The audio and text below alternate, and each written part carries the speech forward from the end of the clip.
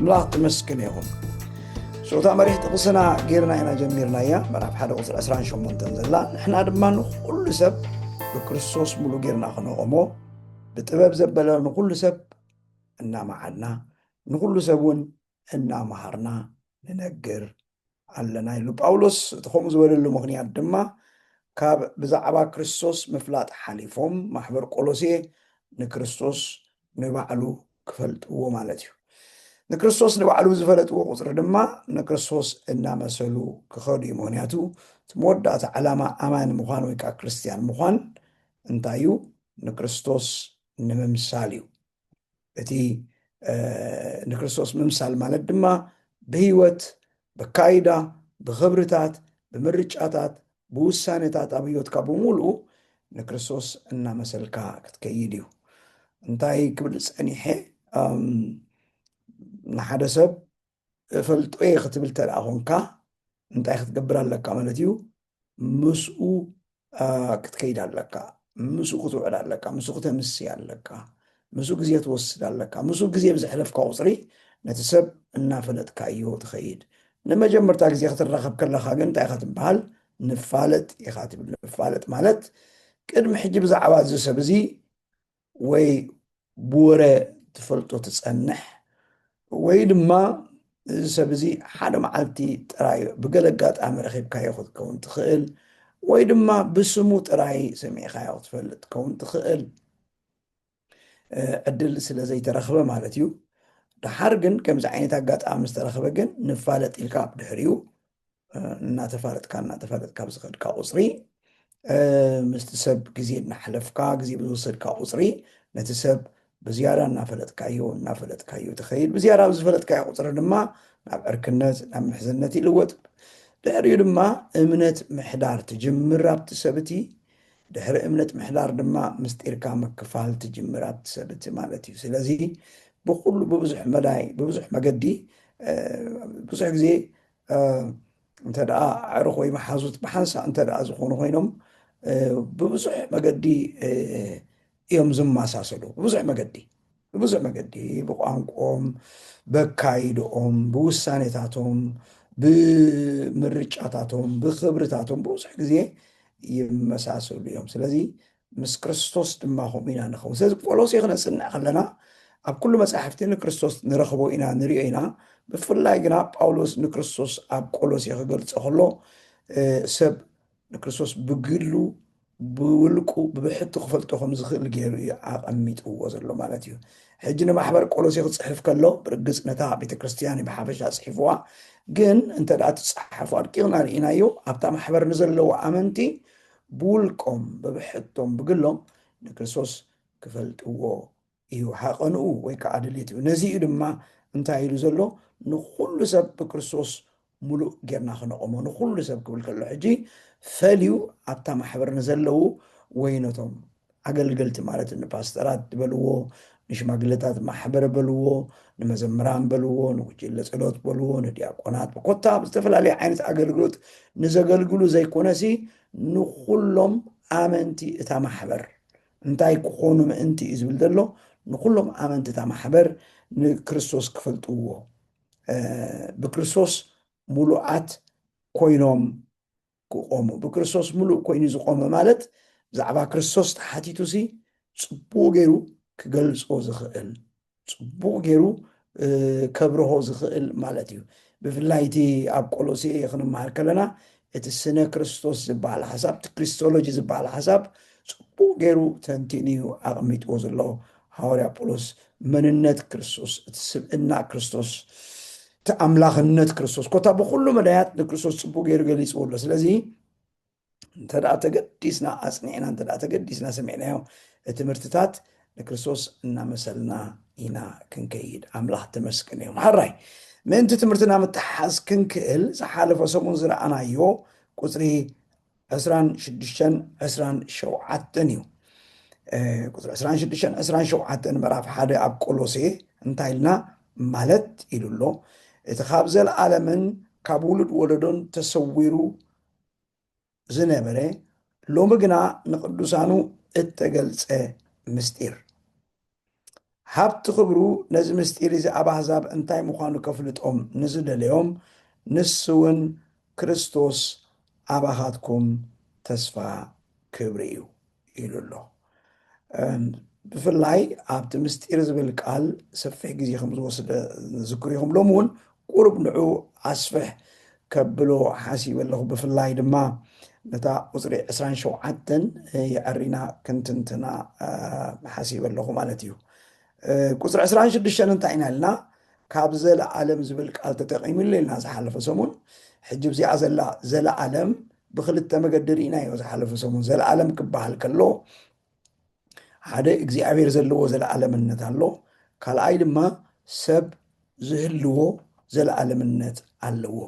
እግዚኣብሔር ዘለዎ ዘለዓለምነት እንታይ ዓይነት እዩ እንተዳ ኢልና መጀመርታ ዘይብሉ መወዳእታ ከዓ ዘይብሉ፣ መፈለሚ ዘይብሉ መወዳእታ ከዓ ዘይብሉ ናይ እግዚኣብሔር ዘለዓለምነት። እግዚኣብሔር ግዜ ፈጢሩ ንሱ ግና ብግዜ ኣይሕፀርን እዩ። እግዚኣብሔር ኣብ ውሽጢ ግዜ ኣይተእትዎን ኢኻ። እግዚኣብሔር ንግዜ እዩ ፈጢሩ። መፅሓፍ ቅዱስ ኦሪት ዘፍጥረት ምዕራፍ 1 ቁፅሪ 1 ብመጀመርታ እግዚኣብሔር ኢሉ ክጅምር ከሎ ንሱ ንዓለም ንፍጥረት ኩሉ ንሰብ ኩሉ መጀመርታ ዳ እምበር ንእግዚኣብሔር መጀመርታ ኣይኮነን። እግዚኣብሔር መጀመርታ ይብሉን። ስለዚ ናይ እግዚኣብሔር ዘለዓለምነት እዚ ይመስል። ሰብ ግን መጀመርታ ኣለዎ፣ መጀመርታ ኣለዎ፣ መወዳእታ ግን የብሉን። እንታይ ማለት ከም ዝኾነ ክሳዕ መወዳእታ ስምዑን ኢኹም። መወዳእታ ግን የብሉን እንታይ ማለት እዩ? ምስ ተፈጥረ ወይ ከዓ ብስጋ ምስ ተወልደ ወይ ከዓ ምስ ተፈጥረ ብመንፈሳዊ ዘራርባ ዳግም ምስ ተወልደ ዘለዓለም ሂወት ኣብ ውሽጡ ኣላቶ ማለት ድሕሪ ሞት ንዘለዎ ሂወት ቀጻሊ እዩ ማለት እዩ። ዘለዓለምነት ለቢስሉ ወይ ከዓ ዘለዓለምነት ኣለዎ ኢልና ንዛረብ። እንተ ደኣ ዘይኣሚኑ ድማ ኣብቲ ናይ ዘለዓለም ቦታ መፍረዲ ወይ ከዓ ኣብቲ ናይ ዘለዓለም ቀላይ ሓውን ንብሎ ኣብኡ ንዘለዓለም ኣብኡ ይድርበ። ስለዚ እቲ ዘለዓለምነት መወዳእታ የብሉን። ስለዚ እንታይ ኢለ ኣለኹ? ዘለዓለምነት ኢልና ክንሓስብ ከለና ንእግዚኣብሔር ዘለዓለምነት ኣለዎ ክንብል ከለና መጀመርታ የብሉን መወዳእታ የብሉን። ንሰብ ግና ዘለዓለምነት ክንብል ከለና መጀመርታ ኣለዎ ግን መወዳእታ የብሉን። ጳውሎስ ኣብዚኣ ተጠቂሙላ ዘሎ ዘለዓለምነት እቲ ካብ ዘለዓለም ኢልዋ ዘሎ እዚኣ ምስ ግዜ መቁፀሪ እዩ። ኣብ ካሊእ ትርጉማት ፅሑፋት ዘመናት ኢልዎ ኣሎ፣ ኤጅስ ኢልዎ ኣሎ። ዘመናት ወይ ከዓ ኤጅ ወይ ከዓ ካብ ዓመታት ዝሓለፈ ማለት እዩ። ዓመታት ክትቆፅሮ ትኽእል ኢኻ፣ ልዕሊ ዓመታት ምቁፃር ንድሕር ግን ዘመናት ኢኻ እትብል ማለት እዩ። ስለዚ ካብ ዘመናት ካብቲ መጀመርታ ተባሂሉ እተጀመረሉ እዋን ማለት እዩ። ካብኡ ኣትሒዙ እንደገና ውሉድ ወለዶ ድማ እግዚኣብሔር ክቆፅር ከሎ ብወለዶ እዩ ዝቆፅር እሞ ኣብ ውሉድ ወለዶታት ዝሓለፈ ውሉድ ወለዶታት ኩሉ ተሰዊሩ ዝነበረ ኢልዎ ኣሎ። ተሰዊሩ ዝነበረ ሕጂ ተሰዊሩ ዝነበረ ማለት እንታይ ማለት እንድሕር ኢልና ነይሩ። ግን ኣብቲ ዘበንቲ ዝነበሩ ሰባት ኣብቲ ወለዶት ዝነበረ ሰባት ኣይፈለጥዎን፣ ኣይተገልፀሎምን፣ ኣይበርሓሎምን ማለት እዩ እምበር ነይሩ እዩ እዚ ፍልጠት እዚ ወይ ከዓ እዚ ምስጢር። ስለዚ ምስጢር ኮይኑ ተኸዲኑ እዩ ነይሩ። ሽዑ ኣይኮነን ተጀሚሩ። እንታይ ደኣ ቀደም እተጀመረ እዩ እዚ ምስጢር እዚ። ስለዚ እንታይ ኮይኑ ነይሩ? ኣብ ዘበናት ንሰባት ኣይተገልፀሎምን፣ እንደገና ድማ ኣብ ውሉድ ወለዶታት ከዓ ንሰብ ኣይተገልፀሎምን። እንታይ እዩ ግና እቲ ዘይተገልፀሎም ኢና ንብል ዘለና? ሕጂ ዝብሎ ዘሎ ሕጂ ክብል ከሎ እንታይ እዩ ዝብል ዘሎ? ሎሚ ግና ክብል ከሎ ወይ ከዓ ሕጂ ግና ክብል ከሎ እንታይ እዩ ዝብል ዘሎ ማለት ኣብቲ ሓድሽ ኪዳን ዘመን ተባሂሉ እተጀመረሉ ኢሉ እዩ ክዛረብ ደልዩ። ሎሚ ክብል ከሎ ሎሚ ኢሉ ክዛረብ ከሎ መፅሓፍ ቅዱስ ሎሚ መዓንቲ ንኣብነት ሶሉስ 18 ነሓሰ እዩ ዘሎ ከዓ ኦገስት እዩ ዘሎ ሎሚ ክበሃል ከሎ ግን ከምዚ ማለት ኣይኮነን። ኣብ ኣዘራርባ ገና ግን ሎሚ ክንብል ከለና ኣብዚ እዋናት እዚ ኣብዚ ግዜያት እዚ ዝብል ዘሎ ብፍላይ ሎሚ ኢሉ ክዛረብ ከሎ ሐዋርያ ጳውሎስ ኣብ ሓድሽ ኪዳን ምስኣተና ከመልክት ስለ ዝደለዩ ኣብ ሓድሽ ኪዳን እተገልፀ እዩ ቅድሚ ዘበናት ኣይተገልፀን ቅድሚ ውሉድ ወለዶታት ኣይተገልፀን ማለት እዩ እዚ ክንሓስብ ከለና ቅድሚ ዘበናት ኢልና ክንሓስብ ከለና ኣምላኽ ምስ ኣምላኽ ተመላለሱ ንኣምላኽ ዝፈልጡ ኣምላኽ ከዓ ዝፈልጦም ብዙሕ ወለዶታት ሓሊፎም እዮም እዚ ምስጢር እዚ ተዓቂቡ ከይተገልፀ ማለት እዩ ኣቦና ካብ ኣዳም ድሕሪ ኣዳም ይቕሬታ ድሕሪ ኣዳም ጀሚሩ ካብ ኣቤልን ካብ ቃየልን ካብኡ ኣትሒዙ ክሳዕ እዚ ዳሓራይ ወለዶ ክሳዕ እቲ መወዳእታ ክሳዕ ክርስቶስ ምግላፅ ዝመፀሉ እዋን ክሳዕ ክርስቶስ ዝውለደሉ ዝነበረ እዋን ንኩላቶም እዚ ነገር እዚ ኣይተገልፀሎምን ምስጢር ነይሩ ንዓኣቶም ስውር ነይሩ ካባታቶም መንፈሳዊ እዩ ግን ስውር እዩ እቲ ምስጢር ዝገበሮ ድማ ንምንታይ እዩ እንተዳ ኢልኩም ንምስጢር ዝገበሮ ብፍላይ ኣብዛ ቃል እዚኣ ሎሚ ንቅዱሳኑ ተገልፀ ኢልዋ ዘሎ ምስጢር እግዚኣብሔር ክገልፆ ዝኽእል ጥራይ ስለ ዝኾነ እዩ ምስጢር እዚ ኣምላኽ ክገልፆ ዝኽእል ምስጢር እዩ እንታይ ኢልና ዝሓለፈ እዋን ምስጢር ኣብ መንጎ ክልተ ሰባት እዩ ዝወሃብ ወይ ከዓ ኣብ መንጎ ክልተ ሰባት እዩ ዝግበር ምስጢር ዝተሓዝ ማለት እዩ ካብ ክልተ ሰባት እንድሕር ሓሊፉ ሓንቲ ነገር ምስጢር ኣይትኸውን እያ ብድሕሪኡ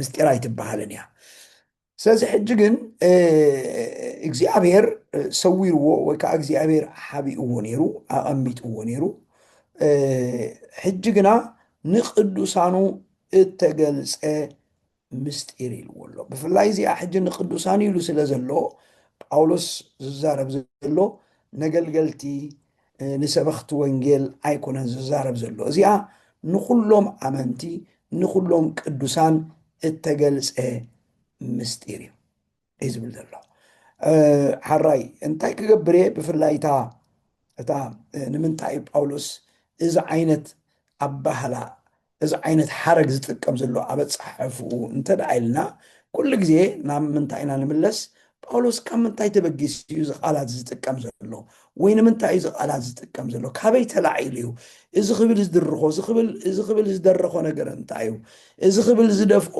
ነገር እንታይ ምስ ምንታይ ኣተሓሒዝዎ ወይ ካብ መሬት ተላዒሉ ድዩ ከምኡ ዝብል ዘሎ ጳውሎስ ኣይፋሉን መፅሓፍ ቅዱስ እዛ መፅሓፍ እዚኣ ክንመሃራ ከለና ትሒዝና ዝዝክሩ ኢኹም እቶም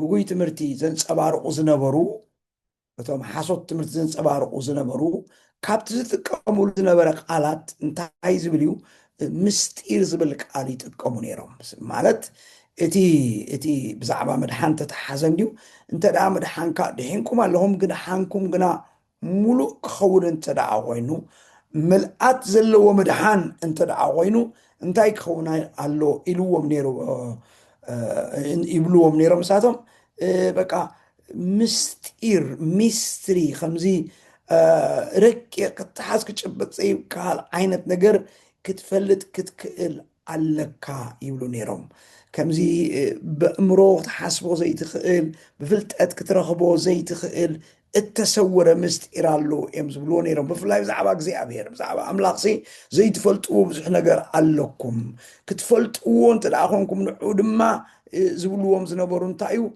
ተፈላለየ ዓይነት መንፈሳዊ ተመክሮታት ክትኣትዉ ኣለኩም ስጋኹም ብምሕሳም ስጋኹም ብምጉዳእ በቃ ብመንፈስ ብምዃን ነቲ መንፈሳዊ ነገር ክትፈልጥዎ ነቲ መንፈሳዊ ዓለም ክትፈልጥዎ ብመንፈስ ክትኮኑ ኣለኩም ዝብል ዘንፀባረቕዎ ትምህርትታት ነይርዎም እሞ እዞም ሰብ ቆሎሴ ኣብ ከምኡ ዓይነት ምድንጋር እንታይ ኮኑ ይኸውን እዚ ምስጢር እዚ እንታይ እዩ ዝስውር ነገር እዚ ዘይተገልፀልና ዘይፈለጥናዮ እንታይ እዩ ድሓር ድማ እዞም መምሃራ እንታይ እዮም ዝገብርዎ ነይሮም ምእንቲ ኣባታቶም ክውከሉ ወይ ከዓ ኣባታቶም ምንቲ ክፅግዑ ክኽእሉ እዚ ንውሕዳት ሰባት ዝግለፅ ምስጢር ንኩሉ ሰብ ዝወሃብ ምስጢር ኣይኮነን ንገለ ተፈልዩ ሰባት እተዋህበ ምስጢር ኣሎ ንዑ ንክትፈልጡ ድማ ፍልስፍና ክትፈልጡ ኣለኩም ፈላስፋታት ክትኮኑ ኣለኩም ፈላስፋዊ ቋንቋ ክርዳእኩም ክኽእል ኣለዎ ኢሎም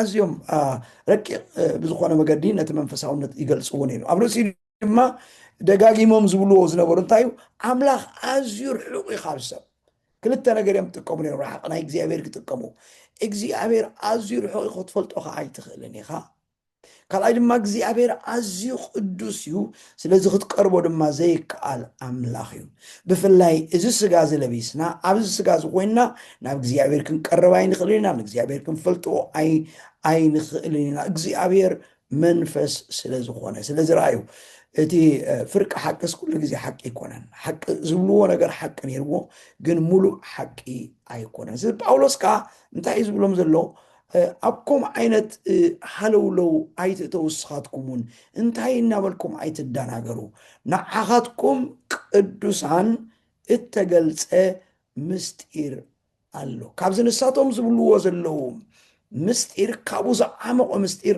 ንዓኻትኩም ተገሊፁሉ ኣሎ እዚ ምስጢር እዚ ከዓ ይብሎም ኣሎ እዚ ምስጢር እዚ ኣብ ካልእ ወለዶታት ኣይተፈልጠን ኣብ ካልእ ወለዶታት ኣይተገልፀን እዚ ምስጢር እዚ ንዓኻትኩም እዩ ተገሊፁልኩም ዘሎ ረኣይዎ ኣምላኽ ከመይ ዝበለ ክብሪ ከም ዘኽበረኩም ረኣዩ ሕጂ እዚ ከምኡ ክብሎም ከሎ ንማሕበር ቆሎሴ ብውልቆም ንነብሲ ወከፍ ኣብታ ማሕበር ንዘሎ ሰብ እታ ደብዳቤ ክትንበብ ከላ ንዝሰምዐ ዘበለ ኩሉ ሲ ኣምላኽ ዝገለፀሉ ምስጢር ከም ዘሎ እዩ ዝዛረብ ዘሎ እሞ እንታይ ኢልዎም ተሰዊሩ ዝነበረ ሕጂ ግና ሎሚ ግና ንቅዱሳን እተገልፀ ምስጢር ኣሎ ኢልዎም ሕጂ እቲ ተገልፀ ምስጢር እንታይ እዩ ዝብሎም ዘሎ ኣብ ቁፅሪ 27 ሃብቲ ክብሩ ነዚ ምስጢር እዚ ኣብ ኣሕዛብ እንታይ ምዃኑ ከፍልጦም ንዝደለዮም ንሱን ክርስቶስ ኣባኻትኩም ተስፋ ክብሪ ኢልዎም ኣሎ ሕጂ እዚኣ ቁሩብ እታ ቁፅሪ 27 ክተንብባ ከለካ ኣብዚ ንቡር ዝኾነ ትርጉም መፅሓፍ ቅዱስና ኣብ ኣሕዛብ ንገለ ከፍልጦም ንዝደለዮም እትብል ኣላ እሞ ሕጂ ክተንብባ ከለካ ቀልጢፉ ናብ ኣእምሮኻ ዝመፅእ እንታይ እሞ ንገለ ሰባት የፍልጦም ንገለ ከዓ ዘየፍልጦም ኣለዎ እዩ ንገለ ሒደት ትፍልጠት እትብል ዓይነት ነገር እያ ተስምዕ ማለት እዩ ከምኡ ምንቲ ከይትኸውን ግን ተፈላለየ ትርጉማት መፅሓፍ ቅዱስ ርኢ ኣለኹ ማለት ከም መወከሲ ገይረ ተጠቂሙ ኣለኹ ሞ ነዛ ኣብዚኣ ዘላ ብፍላይ ዛ ሒዛ ቁፅሪ 27 ንትብላ ንዓ ድሓን ብዝኾነ መገዲ ዝገልፅዎ ካልእ ትርጉማት ናይ መፅሓፍ ቅዱስ ወሲደ ኣለኹ እንተወሓደ በምሓርኛ ብሰለስተ ብትግርኛ ድማ ብክልተ ምስ ዝሓዊስካ ማለት እዩ ሳልሳይ ብሰለስተ ምስ ዝሓዊስና ሰለስተ ተርጉመያ ኣለኹ ከንብባኤ ክትሰምዑኑ ጥራይኹም ብፍላይ በምሓርኛ ከምዚ ይብል ለእነርሱም እግዚአብሔር የዚህ ምስጢር ክብር ባለጠግነት በአሕዛብ መካከል ምን ያህል እንደሆነ ለማሳወቅ መረጠ እርሱም የክብር ተስፋ የሆነው በእናንተ ውስጥ ያለው ክርስቶስ ነው ኣብዚኣ ሕጂ ተዓንቲ ወይ ክታ ንዝተፈለዩ ኣሕዛብ ትብል ኣብዚኣውን ናብኣ ትቐርብ ዓይነት ኣባህላ እያ እንታይ ኢሉ በአሕዛብ መካከል ምን ያህል እንደሆነ ኢሉ ኣሎ ብርግፅ ልክ ከምታ ምሳናይ ትግርኛና እኳ ልክ ንዝተፈለዩ እኳ እንተዘይበለት ግን ኣብ ማእከል ኣሕዛብ ንገለ ነገር እተስምዕ እዚ መፅሓፍ ቅዱስ ካቶሊካዊ እትም ኤማሁስ ዝበሃል ከምዚ ገይሩ ተርጊምዎ ኣሎ ኣብቲ ኣዲሱ መደበኛው ትርጉም ዝበሃል ናይ ኣምሓርኛ ድማ ከምዚ ገይሩ ተርጊሞም ኣለዉ ለእነርሱም እግዚአብሔር በአሕዛብ ዘንድ ያለውን የዚህ ምስጢር ክብር ባለጠግነት ምን እንደሆነ ሊያስታውቅ ወደደ ምስጢሩም የክብር ተስፋ ያለው ክርስቶስ በእናንተ ዘንድ መሆኑ ነው ኣብዚ ሕጂ እንታይ ኢሉ ለእነርሱም እግዚአብሔር በአሕዛብ ዘንድ ያለው ኢሉ ስለዚ ኣብ ማእከል ኣሕዛብ ንዘሎ ንኣሕዛብ እተገልፀ ኢሉ ዳርጋ ንኩሉ ኣሕዛብ እተገልፀ ገይሩ እዩ ተዛሪብዋ ዘሎ ንዝደሓነ ኣሕዛብ እዩ ብርግፅ ኣሕዛብ ክብል ከሎ ንዝደሓኑ ማለቱ እዩ እዚ ኣዲሱ መደበኛ ትርጉም እዩ እቲ ኣማርኛ መፅሓፍ ቅዱስ 80 ኣሃዱ ዝበሃል ድማ ትፈልጢኹም 80 መፅሓፍቲ ዘለዎ ናይ ኣምሓርኛ መፅሓፍ ቅዱስ ኣሎ ከምቲ ናይ ትግርኛ ለቅኹም ኣሎ ኣብኡ ድማ ከምዚ ገይሩ ቀሚጥዎ ኣሎ ቆሎሴ 1:27 ለእነርሱም እግዚአብሔር በአሕዛብ ዘንድ ያለው የዚህ ምስጢር ክብር ባለጠግነት ምን እንደሆነ ሊያሳውቅ ወደደ። ለእነርሱም እግዚአብሔር በአሕዛብ ዘንድ ያለውን የዚህ ምስጢር ክብር ኣብዚ ከዓ እንታይ እዩ ዝብል ዘሎ እቶም ኣምሓርኛ ዘይርዳእኩም ክገልፀልኩም እንታይ እዩ ዝብል ዘሎ ኣብዚ ንዓኣቶም እግዚኣብሔር ንኣሕዛብ ዘለዎ ክብሪ ንኣሕዛብ ዘለዎ ክብሪ ነዚ ምስጢር እዚ ገሊፁሎም ነዚ ክቡር ምስጢር እዚ ገሊፁሎም እቲ ምስጢር ከዓ ምስጢሩም የክብር ተስፋ የሆነው እቲ ምስጢር ከዓ እቲ ተስፋ ክብሪ ዝኾነ በእናንተ ውስጥ ያለው አባኻትኩም ዝሓደረ ክርስቶስ እዩ ኢሉ ተርጊሙ ኣሎ። እዚ ኣማርኛ መጽሓፍ ቅዱስ ሰማንዩ ኣሃዱ እዩ። ሓድሽ ትርጉም ድማ ከምዚ ኢሉ ገይሩ ቀሚጥዎ ኣሎ። ብሓድሽ ትርጉም ኣምላኽ ነዚኣቶም እዚ ምስጢር እዚ ኣብ መንጎ ኣሕዛብ ክሳብ ክንደይ ክቡርን ሃብታምን ከም ዝኾነ ከፍልጦም መረፀ ኢሉ ኣብ መንጎ ኣሕዛብ ክሳብ ክንደይ ክቡርን ሃብታምን ምዃኑ ሕጂ ብዛዕባ እቲ ባዕሉ ብዛዕባ እቲ ምስጢር እዩ ዝዛረብ ዘሎ። እቲ ምስጢር እዚ ኣዝዩ ክቡርን ኣዝዩ ሃብታም ምዃኑ ኣብ መንጎ ኣሕዛብ ወይ ከዓ ኣብ ማእኸል ኣሕዛብ ብምፍፃሙ ወይ ከዓ ኣብ ማእኸል ኣሕዛብ ብምህላው ክንደይ ክቡር ምዃኑ ኢልዎ። እዚ ከዓ እቲ ተስፋ ዝኾነ ክብሪ ኣባኻትኩም ሓዲሩ ዝነብር ኢልዎ ኣሎ ዘለዎ ክርስቶስ እዩ ኢልዎ ኣሎ። ኣብ ካልእ ሓደ ትርጉም ወፂሎ ናይ ትግርኛ ኣብኡ ከዓ እንታይ ኢሉ ኣሎ ኣምላኽ ንዓታቶም ነቲ ክቡር ሃብቲ እዚ ቅዱስ ምስጢር እዚ ኣብ መንጎ ኣሕዛብ ከፍልጦም ፈተወ። ኣብ መንጎ ኣሕዛብ ሕጂ ኣይፈለየን፣ ኣብዚኣ ትርጉም እዚኣ ኣይፈለየን ንኩሎም ማለት እዩ። ኣብ መንጎ ኣሕዛብ ክብል ከሎ ንኩሎም ኣሕዛብ ማለት እዩ። ከፍልጦም ፈተወ። እዚ ድማ እቲ ምሳኻትኩም ሓድነት ዘለዎ ክርስቶስ ንክብሩ እውን ዘለኩም ተስፋ እዩ ዝብል ኣብዚ ሕጂ ቁርብ እታ ምሳኻትኩም ሓድነት ዘለዎ ቁርብ እቲ ትርጉማ ኣብኣ ተፈልየሉ እዚ ካልእ ትርጉም እዩ። ዝኾነ ኮይኑ እዚኣ ንጥቀመላ ዘለና መፅሓፍ ቅዱስና ግን እንታይ ኣይላ ዘላ ከምተዘላታ ሃብቲ ክብሩ ነቲ ምስጢር እዚ ኣብ ኣሕዛብ እንታይ ምዃኑ ከፍልጦም ዝደለዮም ንሱም ክርስቶስ ኣባኻትኩም ተስፋ ክብሪ እዩ ኢልዎ ኣሎ። ብዝኾነ ኮይኑ ዝተፈላለየ ትርጉማት ተጠቐምኩሉ ምክንያት ምስቲ ቋንቋ እንግሊዝን ምስቲ ቋንቋ ግሪክን ሓዊስካ ማለት እዩ ተጠቐምኩሉ ምክንያት እቲ ኣብ ባህላኣ ምእንቲ ክትርዳዓና እዩ። ምክንያቱ ኣብ ገለገለ ቦታ እንታይ ክጥቀሙ ስለ ዝሰማዕ ኮይነ እዛ ጥቕሲ እዚኣ ወሲዶም ኣምላኽሲ እዚ ምስጢር እዚ ዝገለፆ ኣብ ኣሕዛብ ከይተረፈ ንገለ እተፈለየ እዩ ንኩሉ ኣሕዛብ ንዝደሓኑ ኣሕዛብ ማለት እዩ። ነቶም ዝደሓኑ ኣሕዛብ ካብኣቶም ንኩሉ ሰብ ዘይኮነስ ንገለ እዩ ተገሊፁ ዝብል ክጥቀሙ ስለ ዝሰማዕ ኮይኑ ግን ከምኡ ኣይኮነን ዝዛረብ ዘሎ ሐዋርያ ጳውሎስ ንኩሉ ኣማኒ እተገልፀ ምስጢር ንኩሎም ቅዱሳን እተገልፀ ምስጢር ኢልዎ ኣሎ። እቲ ምስጢር ዘበሎ ሓደ እንታይ እዩ? ክቡር ምዃኑ እዩ። ክቡር ምዃኑ እዩ። ክብሪ ዘለዎ ምስጢር እዩ ኢልዎ ኣሎ። ሃብቲ ክብሩ ገይሩ ኢሉ ገሊፅዎ ኣሎ ማለት እዩ። ሓራይ ነዚ ምስጢር እዚ ኣብ ኣሕዛብ እንታይ ምዃኑ ክፍልጦም ንሱ እውን ክርስቶስ ኣባኻትኩም ተስፋ ክብሪ ኢልዎ ኣሎ። ሕጂ እዚኣ ቁርብ ኣብኣ ግዜ ክንወስድ ደልያ ዘለኹ እዚ ኢሉ ክዛረብ ከሎ ጳውሎስ እዛ ቃል እዚኣ ክጥቀም ከሎ እንታይ እዩ ዝብል ዘሎ? እቲ ምስጢር ሲ ክርስቶስ ኣባኻትኩም ምሕዳሩ ድዩ ወይሲ ኣባኻትኩም ሓዲዱ ዘሎ ክርስቶስ እዩ? ሓዙን ኢኹም እንታይ እዩ ክልተ ኣባህላ እዩ እዚኣ ክትብል ከለኻ ከምዚኣ ኢሉ ክዛረብ ከሎ እቲ ምስጢር ዝብሎ ዘሎ ሲ ክርስቶስ ኣባታቶም ምሕዳሩ ድዩ እቲ ምስጢር ወይሲ እቲ ኣባታቶም ሓዲሩ ዘሎ እቲ ክርስቶስ እዩ? ስለዚ እቲ ምሕዳሩ ድዩ እቲ ምስጢር ወይሲ ክርስቶስ እዩ እቲ ምስጢር? ምክንያቱ እታ ጥቕሲ ክነንብባ ከለና ብዛዕባ እዚ ነፂራ ኣይተቐምጥን እያ።